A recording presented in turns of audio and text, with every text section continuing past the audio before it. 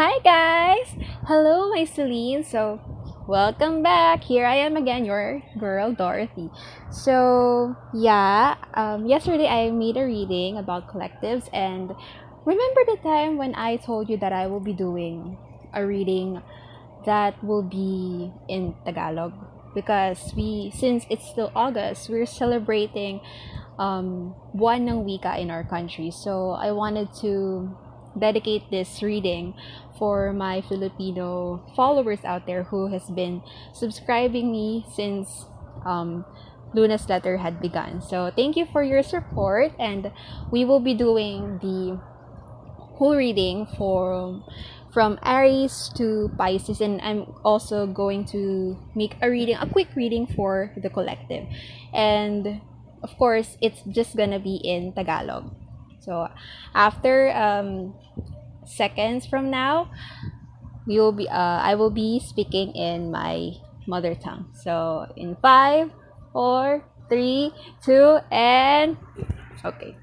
Ayan. So nagawa na tayo ngayon ng reading sa Aries hanggang Pisces, katulad ng sinabi ko kanina. So, para dun sa mga interesado na pa-reading sa akin, magpa-book ng reading, gumagawa po ko ng mga ganun, ng mga sessions, private sessions, or personal readings, pwede nyo tignan yung description box or more dyan sa baba para makita ninyo yung link na magpo-proceed sa inyo dun sa FB page ng Luna's Letter. Doon nyo makikita yung iba't ibang session and para makapag-book kayo ng reading sa akin. Mind you, it's cheap, mura lang, and at the same time is via online naman ang magiging session natin, so convenient naman siya. Ayan, so gagawin na natin, mabilisan na to. Ayan, so sa Aries, ano ang para sa Aries? Katulad ng sinasabi ko palagi, kung may maririnig kayo sa background, pasensya na kasi hindi talaga siya maiiwasan. So ito yung first time din na magre-reading ako ng Tagalog. Ayan. Okay, kunin na natin to. Tatlo lang kukunin kong cards. Ayan, sige na, tama na yan. Wow! In love ang Aries. Okay, so una lumabas ay lovers. Ayan. Tapos, ang 5 of Swords at 8 of Cups. So, nakikita ko dito, in love ka nga. Kaso parang meron naman kayong away o alitan nung Joa Bells mo. Anyari? Alita na parang nag-proceed sa sa cool off. Ayan. Kasi kung ano man ang problema nyo, pag-usapan nyo na. Kasi mukha naman madadaan to sa magandang usapan at possibly magkaroon naman ulit ng reconciliation sa inyong dalawa. So, ayan, Aries ha. Makipag-usap na ikaw kay bebe mo. Ayan. So, sa mga Taurinia na masusunod, shuffle ko na to kanina para mabilisan na tayo. Ayan. 7 of Pentacles. Mukhang nag-iipon kayo ha. Ayan. So, ang tatlong cards na lumabas para sa mga Taurinian, sa mga Taurus, 7 of Pentacles, 9 of Swords, at Knight of Pentacles. Ayan. So, 7 of Pentacles, ang ibig sabihin niya kadalasan is nag-iipon ka, may iniimpok. Ayan, pasensya na, may aeroplano ha. Malapit talaga kasi kami sa airport eh. 9 of Swords, kaso may mga pagkakataon na sa pag-iimpok mo, minsan mawawalan talaga kasi may mga gastusin, may mga kailangan bayaran. Minsan pakiramdam mo, nakakapag-impok pa ba ako? Yun yung pakiramdam mo.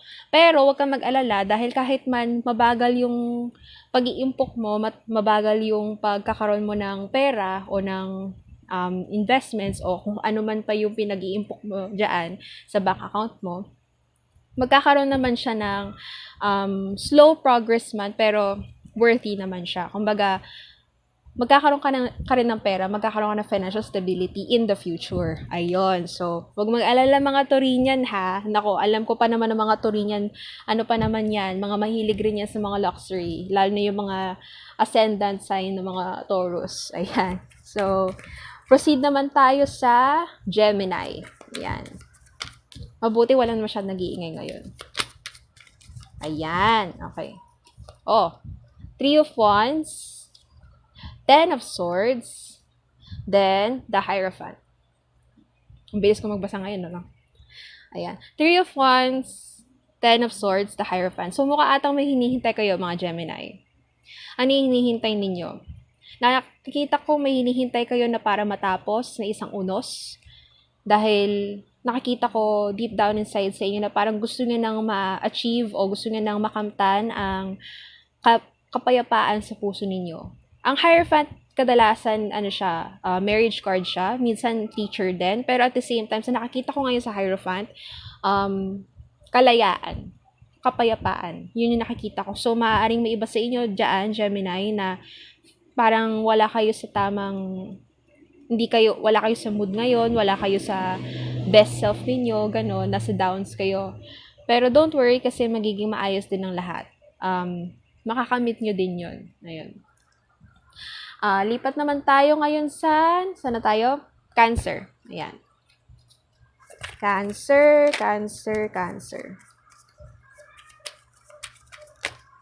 Ayan, wait lang. Last. Ayan, okay. The wheel, ang Cancer.